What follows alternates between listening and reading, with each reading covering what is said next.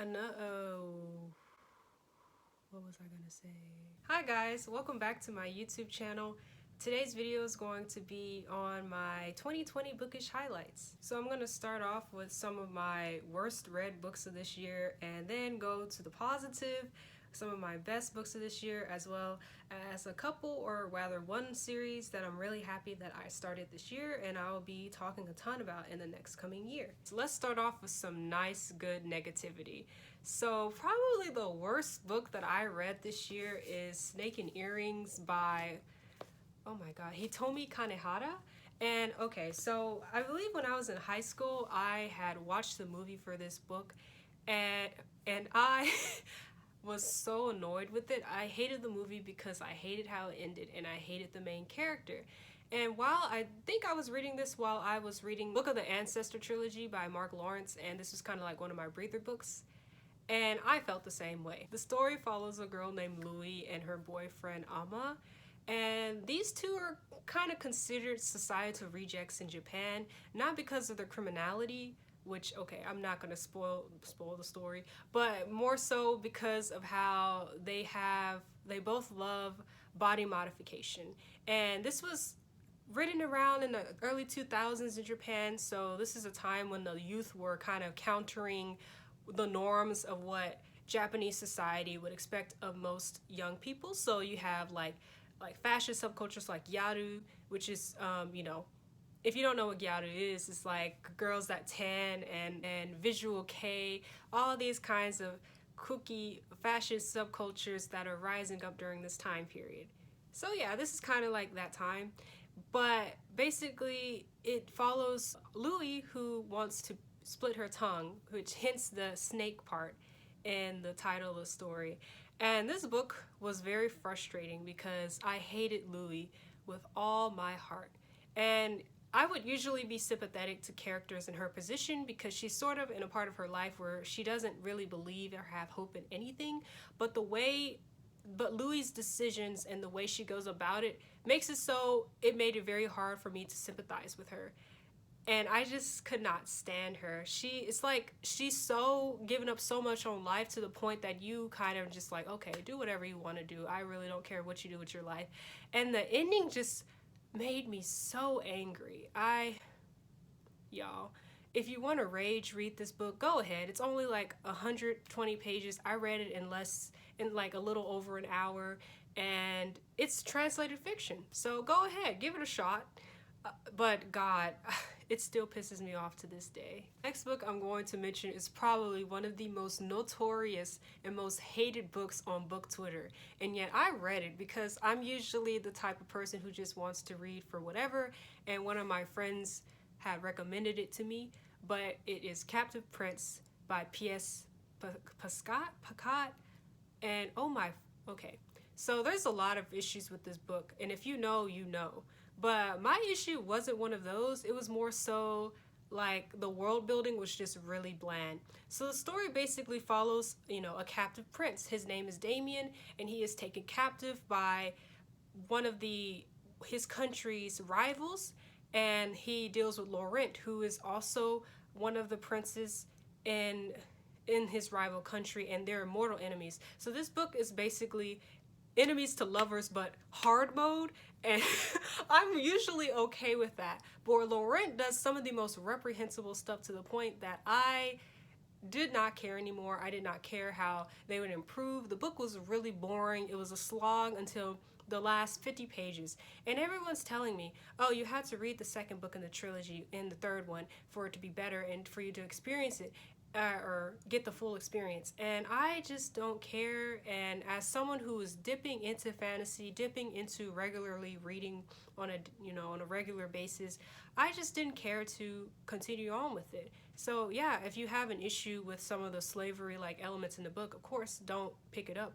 But if that really doesn't bother you and you're just reading it at face value, I still don't recommend it because I feel like the story more so focuses on the budding relationship between Damien and Laurent, but in a way that I just still wasn't compelled by it. And the world building and the court intrigue and all of that wasn't good enough for me to make me want to continue it. And the last disappointing book I read of this year that I could think of at the top of my head was The Wicker King by Casey Ankrum. And this is a beloved book by a lot of book Twitter, so it kind of pains me to mention this book, but I could not get with it. Like, I was intrigued by it because I was watching Mina Reads' video about it. So basically, this book describes a depreciating friendship between two boys because one of them has a mental illness, or rather, it's succumbing to the mental illness and they can't, they don't have any help until it's too late. And so that intrigued me enough because I love dark themes. I love books that deal with mental illness and how people surrounding that person deal with that and help them.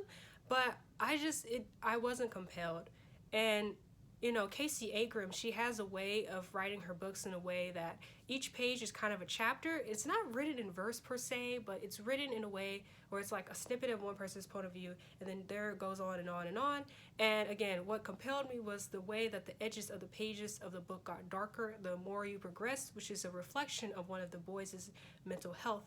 Unfortunately, I don't have the book with me, so I can't show that right now, but that was what drew me in, and I just wasn't sold. It didn't go as hard as I expected it to go. It didn't go to that limit. And not to bash young adult fiction at all, but I think that's usually my problem with a lot of young adult fiction. It doesn't dig in deep enough for me, and it doesn't dig deep enough into those parts that get very uncomfortable, enough for me. Then again, I know not all YA is like that. I still do read YA every once in a while, but I do realize when it comes to those hard-hitting topics, it's usually touched in a way that's more shallow or lukewarm than what I expect for, say, because I usually have read adult fiction or just horror or stuff like that. And yeah, now for the positivity. Some of the best books that I've read this year, I want to start off with the Gilda stories, which is a book I talked about in my October wrap-up. Actually, the next two books I talked about in my October wrap-up, so I'm going to talk about them briefly. But the Gilda stories, again, follows a young ex-slave, enslaved girl and her journey into becoming a vampire. And it follows her journey from, young adulthood to adulthood into the future. And of course, she doesn't age, but the way that Joelle Gomez describes her life, the way she describes her vampires, I was just so compelled. And once again, it's a book that has a lot of found family in it, and which is one of my favorite tropes, as well as just, it was so atmospheric, and I love the way she told the story. And I cannot believe this book is still very unpopular on BookTube, very unpopular in general on Goodreads. It's an Lambda Award winner, which surprises me because I would think an award winner novel would have more people reading and talking about it. But yeah, that is probably one of my favorite vampire books of all time, and I'm so happy I read it, especially in the month of October. And yeah, I love that book. Another book that I read in October was A Long Fatal Love Chase, which I said was probably also one of my favorite books of all time. And it's a book by Louisa May Alcott, and it follows a young lady. She meets a man named Philippe, and he is basically a man who has many dark secrets, and he is pretty much personified as the devil in a handsome man's body. He's very rich. He, promises Rosamond the world, but the longer she's with him, the more she sees his true nature, and she runs away from him. And it follows her journey across Europe and her ways to get away from this man who just is obsessed with her and just wants her. And I loved it. It's very Victorian-esque. It's set in that time period. It's written in Alcott's voice, so it's considered a classic. And I love that book. I cannot wait to reread it because it made me cry. And books usually don't make me cry, so when a book makes me cry, then it's good. And it seems so basic, and it's a love story that was never meant to be, but there's a romance or a relationship in there that just makes me hurt for them so bad and just makes me wish that was the romance, right? So yeah, I cannot recommend that book highly enough if you love classics and you don't have a problem with those sorts of classics and those sorts of themes that are more dark. I highly recommend that book. Another book that I read this year that has a darker theme and is probably one of my favorite books of all time now is My Gal or Tarantula by Thierry Jonquet. And listen, guys, okay, I wouldn't recommend this book for the lighthearted because it is a revenge tale on steroids. So basically, the story follows a man who's a plastic surgery surgeon, and he is creating a type of like skin grafting where someone can redo their entire face, and he's one of the first doctors to do this. And while he's like a very established doctor in his community and his, his field, he has a woman that is trapped in his home. And we don't know why he has this woman trapped in his home. And the way that Jonquet just like writes this composition, there's parts of this book that is in second person, and the way it just all culminates into the end and the reveal is just one of the best reveals ever. And I cannot thank my best friend enough for recommending me this book because it just appeals to my darkest desires when it comes to reading fiction. Like, it went there. It went there. And yeah, it's a really short read. This is also translated fiction from French. And again, God, I love that book. It's all my favorites, and I cannot wait to reread it again sometime in the next year. So yeah, I highly recommend it if you're into those kinds of things, because there's something in the book that could be mildly triggering for some people, but I feel like if I talk about that trigger now, it would reveal the book, like the whole part of the book. So I'm just saying, if you think you can take it, then I recommend. So another favorite that I read this year was Certain Dark Things by Silvia Moreno Garcia, and oh my god, I had this book recommended to me in 2016 by my English teacher, and I'm kind of kicking myself in the ass for waiting so long to read this book. First of all, if you know me, that's one of my favorite authors. So reading her twist on vampires was just so fulfilling. This book follows a young man named Domingo who lives in Mexico City, and he's kind of homeless. He doesn't really have a home, and he doesn't have much to live for, but he meets this woman who is just so mysterious and so intriguing, and her name is Adele, and of course she's a vampire. And it basically follows these two and the mess that Domingo gets involved in because of Adele, who is running away from her past. And oh my god, the way she has sculpted some of these cultures of vampires, even if they aren't, this is a standalone book, it's not a series, but it just made me want more because Adele, for example, she's a vampire, but Garcia, she sculpted a part, or she included a part of like Mexican mythology into her creation of these vampire races in Mexico. And I just thought that was so creative. I cannot recommend this book enough. Right now, it's kind of rare because it's out of print, but it is getting reprinted next year by Tor, and I low-key want an ARC. Like, if you're watching this video, Tor, I want an ARC. But yeah, I'm gonna buy it when it's re-released, and I'm just so excited to reread it again, physically in my hand. A recent read of mine that will soon become a yearly reread is Nas 482 by Joe Hill. And listen, guys, if you follow me on Twitter, I talked about this book a little bit there, but my god, like, I remember reading or starting to watch this series on AMC when it came out, I guess earlier this year. I don't know when it came out. Rip to that series though, because it's canceled. But that premise alone was just so interesting. But finally reading it and seeing how it ends, and just this world, this fucked up world that Hill created, the whole time I was reading this book, I was really like, how did he think of this? How did he think of this?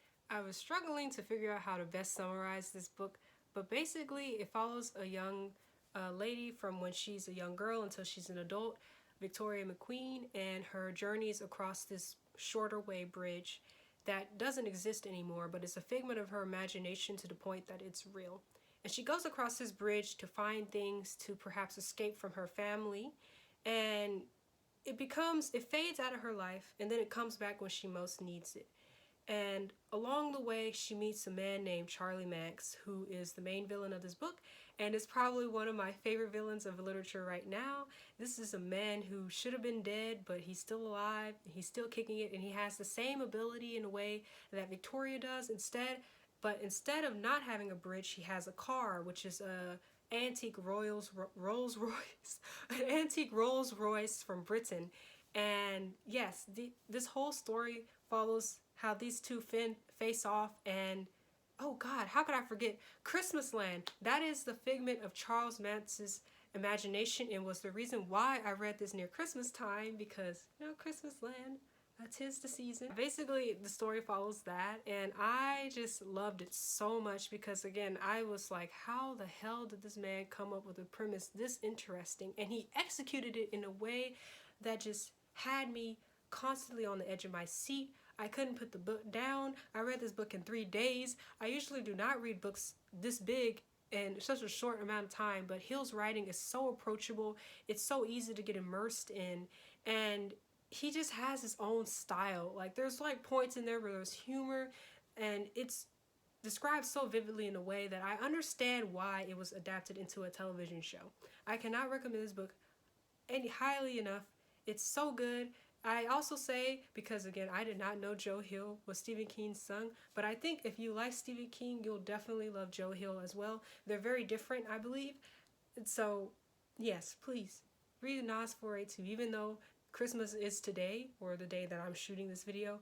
Please read it. So those were the favorite books that I read this year, but these next two are honorable mentions, and these are series that I started this year that I will be finishing hopefully in the next year.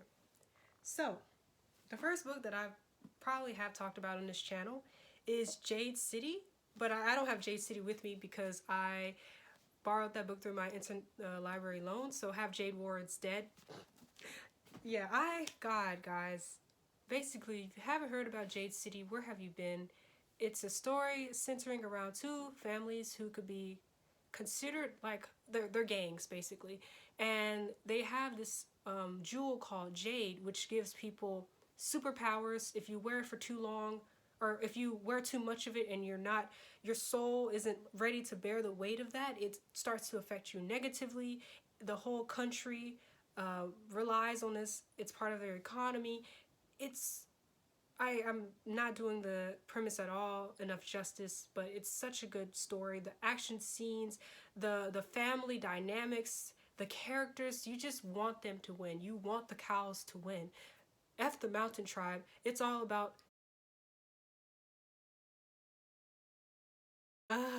yeah, you get really hyped like me, and you have a lot of high Hilo stands.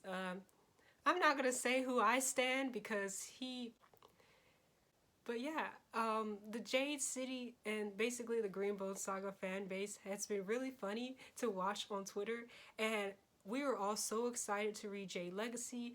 I am, of course, being a little bit of a prude and waiting off to read Jade War because I know I'm gonna want Jade Legacy as soon as I finish this book.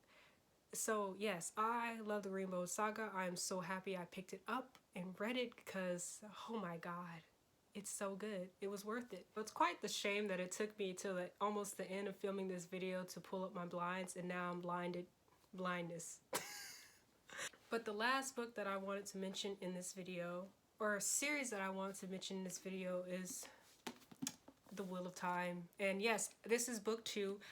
Book 1 is at school in my dorm room. I'm sorry.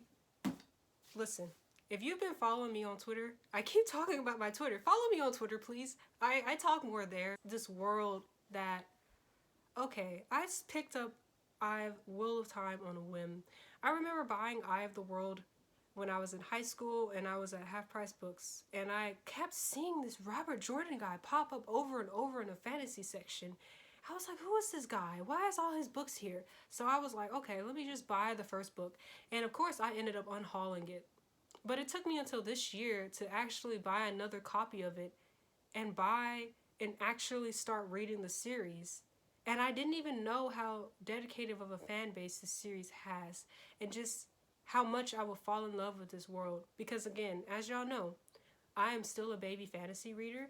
And I know a lot of people reading new to fantasy probably wouldn't pick up Wheel of Time because it's so intimidating, but I didn't care. I picked it up and I'm so happy I did, and I hope by next year at this time that I am finished with the series and I could finally get all the jokes and look at all the spoilers, because I've been reading it every night this week, and I'm almost at the end of The Great Hunt, and I have The Dragon Reborn up there on my shelf that I'm going to read before I go back to school.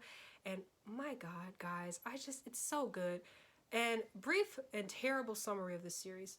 So basically, this series follows Randolph Thor, Tom Perrin, Egwene, and Nynaeve, who are all these people from Two Fields, from Edmund's Field, which is a city in the Two Rivers, and it follows their journeys into the rest of the world.